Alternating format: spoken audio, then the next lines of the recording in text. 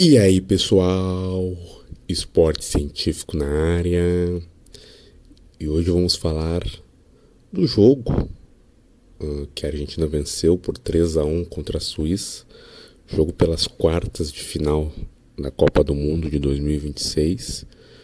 Eu ia colocar diversas questões aqui no nome desse vídeo, mas só vou dizer que vai ser uma análise, né?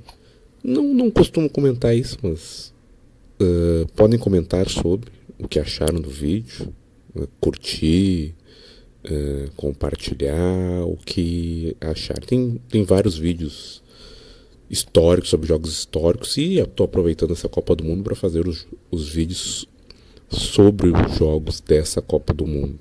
Fiz sobre a trajetória, sobre todos os jogos da seleção brasileira.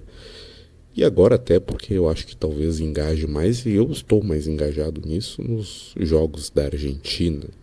Eu não fiz os outros jogos da Argentina por questão de tempo, enfim, e a prioridade eram os jogos da seleção brasileira.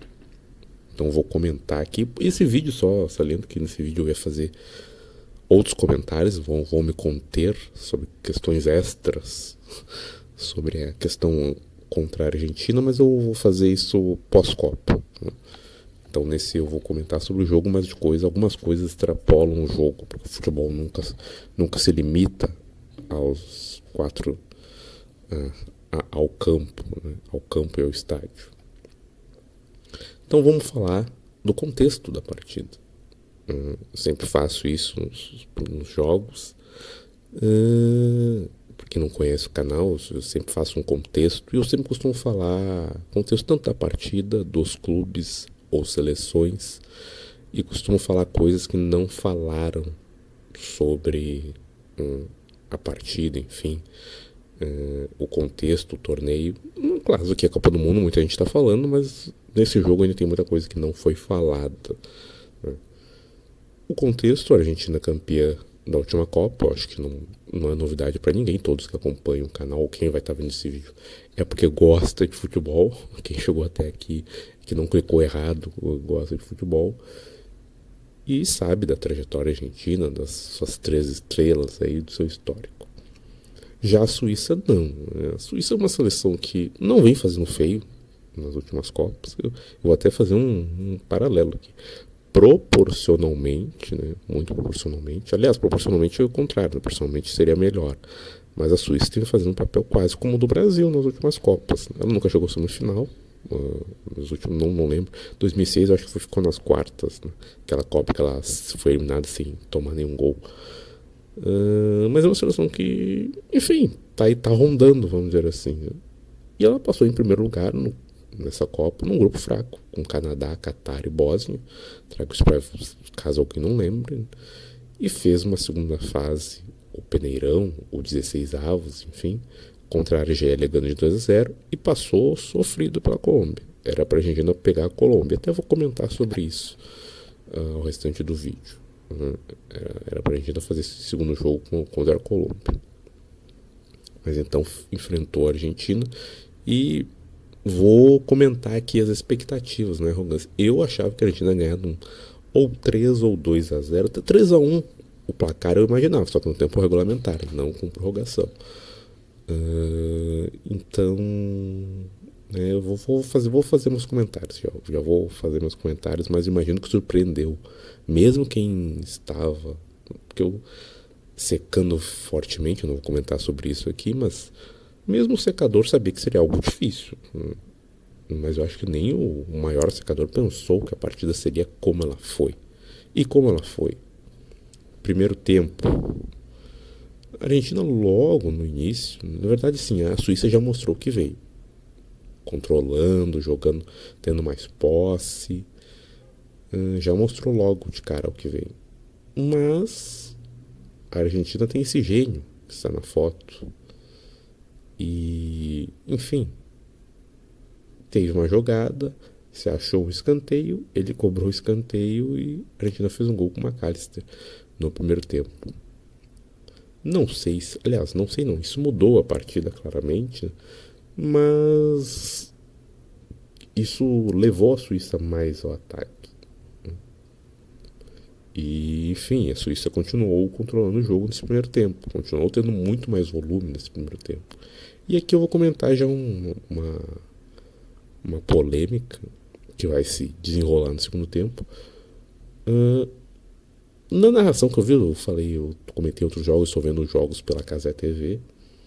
Eu vi muito comentarem sobre a questão, até esse tempo aí, de não estarem dando cartões para a Argentina. E há um cartão amarelo, porque hoje eu revi novamente comentários para antes de fazer o vídeo sobre a partida, e alguns dizendo que não seria correto o amarelo pro Embolou no primeiro lance. Olha, gente, até em alguns árbitros, eu concordo que não seria para isso, mas alguns árbitros até expulsariam. Porque aquele lance do Embolou foi forte, fortíssimo, e eu não acho que foi cena do Paredes, não, aquele lance era para amarelo mesmo, foi justo o amarelo, esse primeiro amarelo. Quem caiu de paraquedas, eu acho que todo mundo já sabe o porquê que eu tô comentando isso, né? Mas eu vou, mais à frente, eu vou comentar e vou fazer a ligação com o porquê disso, não quero adiantar as coisas. Mas enfim, mesmo com 1-0 e atrás no placar, a Suíça consegue pressionando, segue pressionando, e a gente não vou nem dizer se defendendo, mas sem conseguir construir jogadas. A gente estava amarrada no jogo. E o Scaloni nesse primeiro tempo, não conseguiu resolver essa situação. E vamos ao segundo tempo. A Suíça segue melhor, só que tem que ter um pouco de cautela ao comentar isso, porque a Suíça segue melhor, mas não tinha uma grande contundência. A Suíça chutava gol, é importante dizer isso, mas não era aquela chance, nossa, perdeu algumas chances. Até no primeiro tempo teve algumas chances que talvez perdeu. No segundo, aquele lance impedido, talvez, mas não tinha grandes chances. E aos 66, empata a partida. Eu até coloquei aqui o Dibu falhou, porque foi no meio das pernas, né? Mas assim, não foi nada gritante, não foi como o lance da Bélgica, por exemplo, né? Na Bélgica contra a Inglaterra.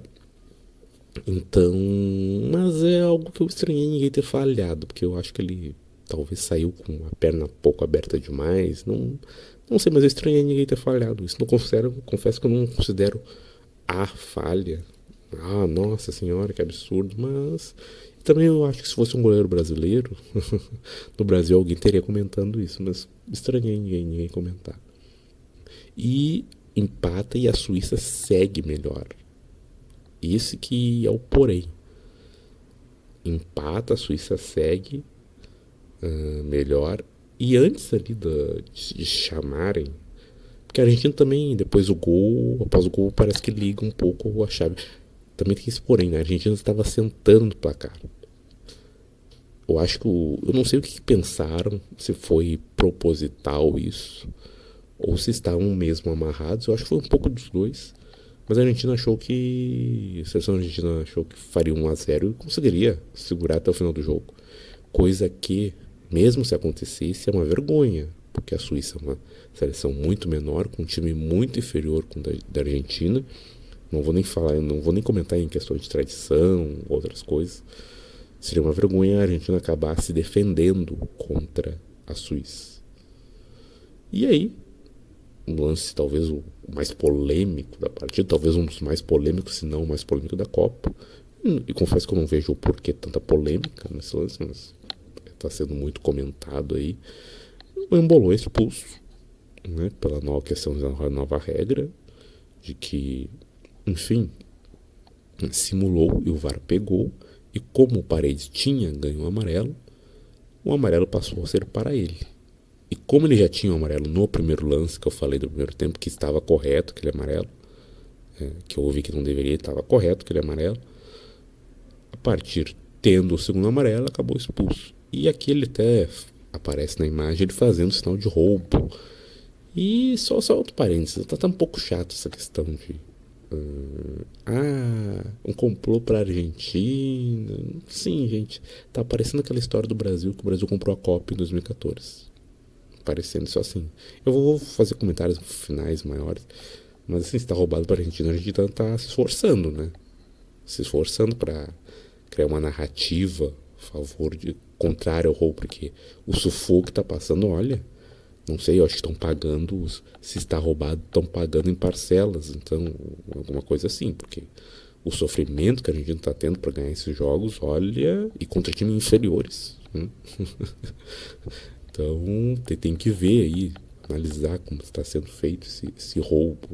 E aqui não está nenhum inocente achando que o futebol não há alguma manipulação, mas do jeito que estão falando, a coisa está muito pueril.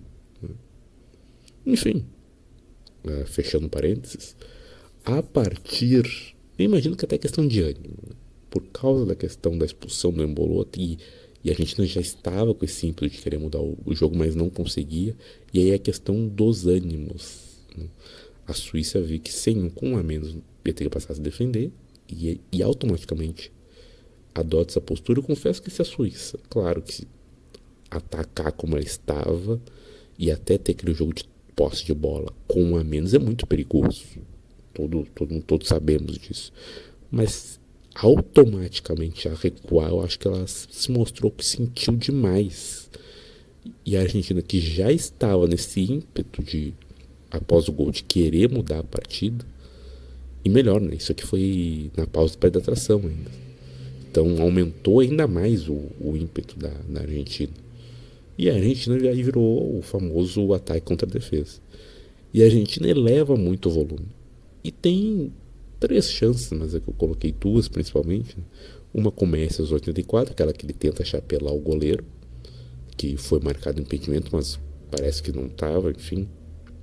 Mas não vem ao caso porque o goleiro conseguiu a defesa. E uma com o McAllister, aquela de voleio aos 88. Então termina aí a partida, a Argentina com um homem a mais e já querendo esse segundo gol para conquistar a partida. Não conseguiu fazer o segundo com o tempo regulamentar e tem toda a prorrogação para isso. Só um adendo, partida. O Messi começou ainda fazendo aquela jogada dele. Depois o Messi joga pela ponta ali, né, não é tipo um centroavante. Fazendo um parênteses, não é crítico. O Messi ficou abaixo, tá, pessoal? O Messi, enfim, ou abaixo. Quando eu estou falando abaixo, estou falando de um jogador que talvez possa ser o melhor de todos os tempos. E que talvez, quase com unanimidade, é o melhor do século XXI. Então é disso que eu estou falando, é dessa pessoa que eu estou falando abaixo. o Messi abaixo é talvez uma das melhores partidas de um jogador pela Copa. Confesso que ainda não, nesse caso exagerei um pouco, porque essa partida do Messi não dá para comparar com a de outras, com a dele mesmo, né, nessa própria Copa do Mundo e com a de outros jogadores. Mas a partida abaixo do Messi não foi uma partida ruim, mas sim que ele ficou abaixo. E fez muito pouco comparado com ele mesmo, apesar de ter feito a assistência no primeiro gol. E eu notei aí uma outra coisa antes de falar da questão da prorrogação. A gente ainda é muito parecido com aquela seleção de 90, não de 86, que foi campeã, de 90, que chegou aos trancos e barrancos até a final e sim, né, dependia muito, tá muito assim, dependendo muito do Messi. Tenta coisa que toca o Messi. E nesse horário, no segundo tempo, assim, nesse final aí, desses lances, todos foram envolvendo o Messi. Parece que a gente não tem uma cartada a mais. E aí vamos para a prorrogação. E a Argentina vem com total volume. Só um adendo, a Suíça deu um susto. Eu agora não lembro o jogador, quando ele entrou, ele logo faz uma jogada que podia complicar demais. Ali, ó, por um pouco, talvez até se ele acreditasse mais nele, ele conseguiria êxito e faria assim, talvez até faria o gol. E a gente tem que cuidar nisso, caso queira, para os outros jogos.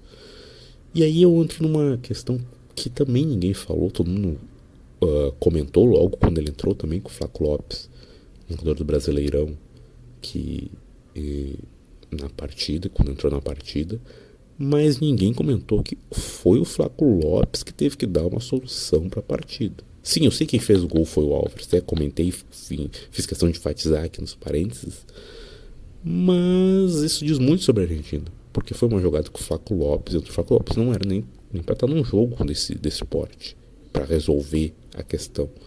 E o Flaco Lopes passa a bola pro Álvares, que tem que chutar de fora da área, porque a Argentina não estava conseguindo entrar no ferrolho suíço. E dali se acha o gol. Foi um grande gol, foi um golaço, um dos mais bonitos da Copa até aqui. Mas foi um gol que se chama de gol. Não vou dizer um gol achado, porque um gol achado para mim são outros critérios. Mas foi um gol numa jogada quase de desespero. E aí sim, com esse gol é o alívio para os argentinos. Fazem o gol na prorrogação e conseguem praticamente classificar, porque tinha jogo ainda. A Suíça vem e a Argentina não. A Argentina fez 2 contra-ataques, é interessante falar isso.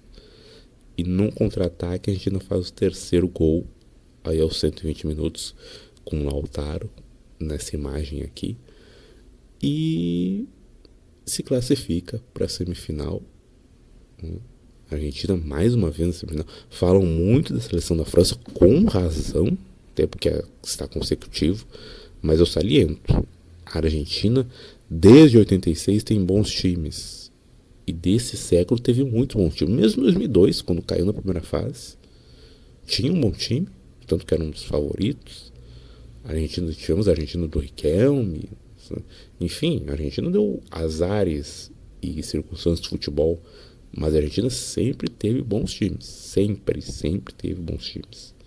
Até para dizer que esse, por isso que eu comparo um pouco com 90, seja um time que não por ser ruim, mas esteja com algumas deficiências que eu vou comentar nas considerações final. E é isso, a Argentina mais uma vez na semifinal, aos trancos e barrancos, com esse detalhe. As considerações finais aqui. O Messi está avisado. Imagino todo craque esteja, né? Harry Kane, Mbappé, Yamal, todos estão. Mas o fato que ele está sendo visado nesse jogo foi muito claro. Ele está sendo visado, está sendo conseguindo. A Suíça, entre aspas, conseguiu neutralizá-lo. Essa que é a questão. E aí que tá. O Messi ineutralizável. Mas ele tava. Não quero chover no molhado, eu sempre tento fazer análise diferente, mas ele tá cansado, aparentemente. E eu não acho que é uma questão da idade, é uma questão do time mesmo. O time não demanda tanto ele, mas ao mesmo tempo o que funciona demanda ele. Depois do gol ficou parecendo que o Messi não tava jogando. Parecia que o Messi tava no banco, praticamente. Se alguém olhasse o jogo, se alguém estivesse só ouvindo o jogo, aliás, não vendo, eu acho que a pessoa ia pensar: o que aconteceu com o Messi? Como é que não tá? Porque eu não tô ouvindo o nome dele. Esse algo é algo nesse nível. E a gente ainda precisa de mais alternativas. Talvez as que vieram entrar nesse jogo, talvez seja uma delas. Será que o Flaco Lopes? Não gosto, não sou saudosista e pachequista, né, na questão do brasileiro, mas foi o que funcionou nesse último jogo. Eu acho um perigo isso. Mas talvez o Lautaro, o Álvares, fiquei com medo quando o Otamendi entrou. Então é um velho problema que segue sendo retomado. O meio-campo da Argentina sumiu. A Argentina jogou muito pelas pontas, até por causa do Messi. Não teve aquele meio centralizado, até porque não tem, entre aspas. E aí outra coisa, a Argentina tá ganhando um trancaço. O pessoal tá falando que não tem jogo fácil nessa Copa. Olha, a França tá jogando fácil contra o maior de seus adversários. A Espanha ao menos não está tomando gol. E de resto realmente. Mas uma coisa é não ter jogo fácil, outra coisa é ter jogo no desespero. A Argentina sofreu um desespero contra Cabo Verde. A Argentina sofreu um desespero no último jogo contra a Suíça. E a Argentina sofreu um desespero nas oitavas também. Todas as fases da Argentina foi a base do desespero. Só a primeira fase que a Argentina fez bem e fez claro, fez o padrão, vamos dizer assim. Mas depois da segunda fase em diante, a Argentina está no desespero. E isso cansa não só fisicamente, como mentalmente. Eu não sei. A Argentina não encaixou um time. Eles estão muito trancados. Não é sustentável esse futebol que a gente está fazendo. A questão é que a Argentina tem um gênio. E esse é o alento, palavra que em portunhol, vamos dizer assim, né? Não que portunhol ela existe em português, mas que é muito falado em contexto de torcidas argentinas. Ela tem esse alento do Messi, que realmente dali pode sair uma Copa. Então a gente não pode menosprezar por causa disso, por causa desse gênio. Mas quando ele é anulado, ou quando, apesar de eu falei que ele é inanulável, ele consegue ser neutralizado em boa parte do jogo, como ele foi no jogo contra a Suíça. Claro que uma hora ele vai conseguir tirar algo da cartola. Ponto interessante que poucos falaram: como a Argentina conseguiu fazer 2 contra-ataques contra a Suíça e um jogo contra a prorrogação. Sim, quem fez os contra-ataques, quem assumiu os contra-ataques, não eram jogadores que estavam nos momentos, eram jogadores que entraram.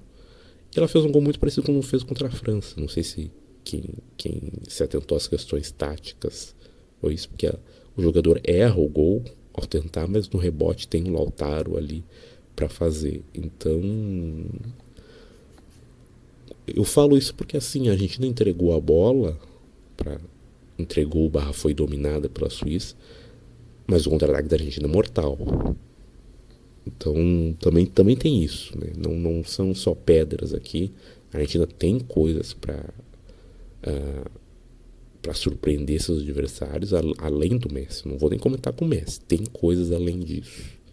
O fato é que elas estão um pouco escondidas nessa Copa. E por fim, estamos vendo a história sendo feita nessa Copa.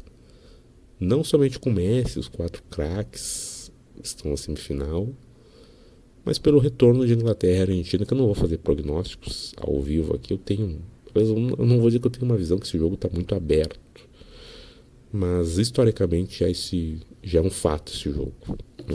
Toda a Inglaterra e a Argentina é uma grande questão, pela questão das Malvinas, pela questão da Mano de Dios, e agora porque dessas 2 seleções vai para a final.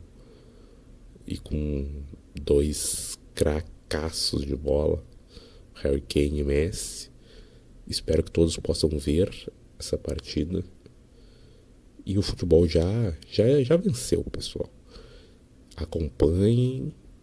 E depois eu vou fazer mais vídeos sobre essa questão, tanto desse jogo, como de questões envolvendo a rivalidade Brasil e Argentina e seus diversos membros. Vou fazer pós-Copa isso. Mas é isso, pessoal. Até mais.